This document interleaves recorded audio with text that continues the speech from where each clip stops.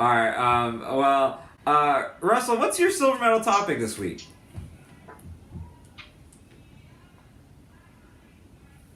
So my silver medal topic this week, a really weird situation out of New York.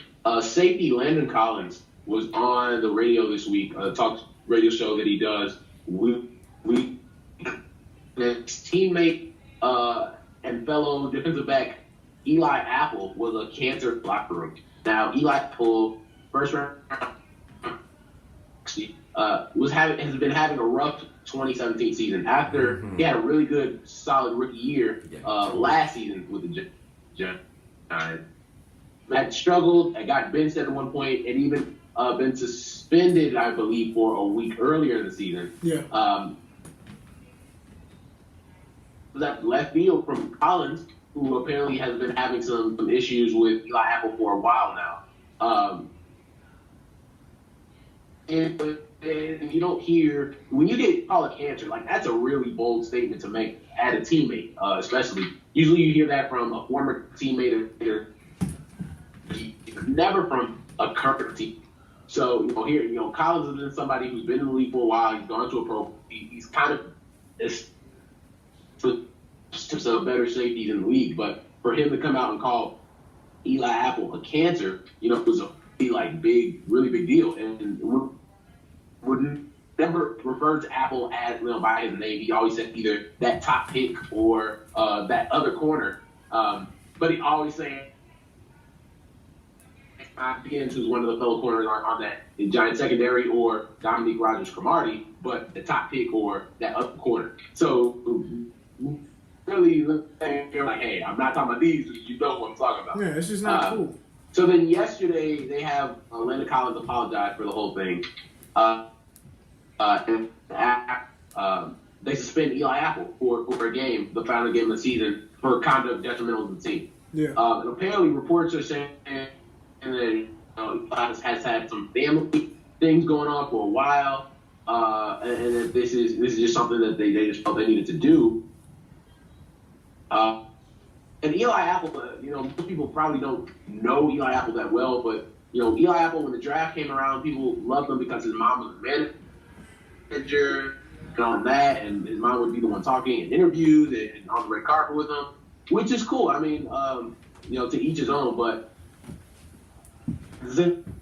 something that has had something to do with all these issues off the field.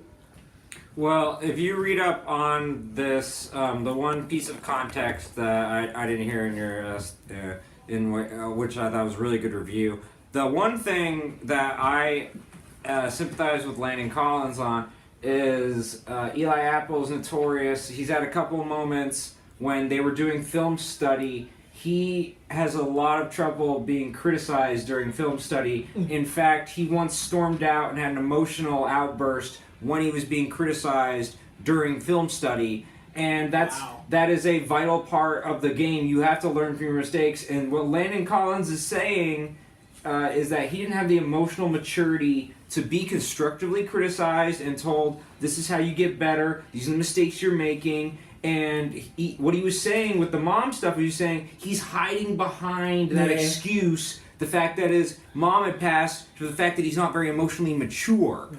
And you're talking about Landon Collins, a guy who, as soon as he came into the league, he studied up, he's making play after play, he's always in the right place at the right time. So you're talking about a guy, he's a safety that is controlling everyone. Safeties and linebackers are the ones in the defense who are basically dictating where the people go. So the linebackers dictate the front seven, and the safety dictates the back four. Mm-hmm. And so Landon is constantly telling those four where to be, and Eli Apple, a lot of the times, is not doing the correct things. And when you're in film study and Landon is saying, hey, I told you that you needed to be in cover two as opposed to man-to-man or vice versa, and he's saying, you have to be able to be accountable when the leader of your group of the defense is telling you what to do, because, especially Landon Collins, when he's telling you something, you should listen because he's better than you. And he's making great instincts and making great plays, and that's the kind of guy you want to listen to. So I'm actually Team Landon Collins on this one. I feel like Eli Apple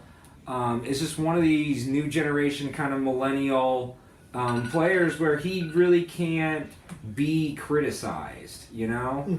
And so especially because if Landon Collins was a scrub, it'd be one thing. Yeah. That's one of the few good pieces on the Giants, and he's one of the few people week after week that's trying to win. And you could see lack of effort with Eli Apple too, and that's a cardinal sin. Yeah.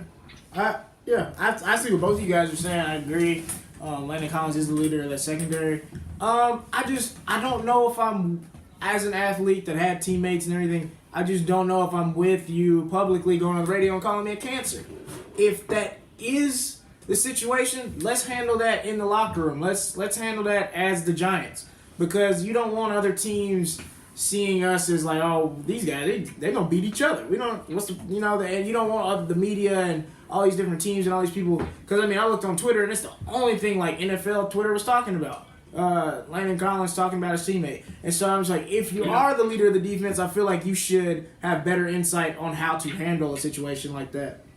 Because I just don't think that was the proper way of doing it. But yeah, I agree with Landon Collins being a better player. He's the leader. Eli Apple, sometimes he is at fault with his effort level and football IQ and locker room savvy, all those kind of things. But I just feel like they should have handled that in-house without media and all of us knowing what's going on inside that locker room at the time. But devil's advocate, what if Landon apparently had now, to your point, do you want me to go? You can go, sorry. Go ahead. No, real quick. I was going to say about doing it privately as opposed to publicly. Apparently, Landon Collins had been trying to pull Eli Apple aside for a couple maybe a month now, and just talk to him about some things, and Apple brushed them off. Okay. Like it wasn't a big deal, or kind of ignored them. So I guess for a while you're probably just going to just go off and do it. And I agree with you. It's probably not the best way of going about doing that, but if somebody is only in his second year, and you're just only trying to help him to help the team, and he kind of blows you off, I guess that does get frustrating eventually. No, I totally get it. I didn't know that was the situation.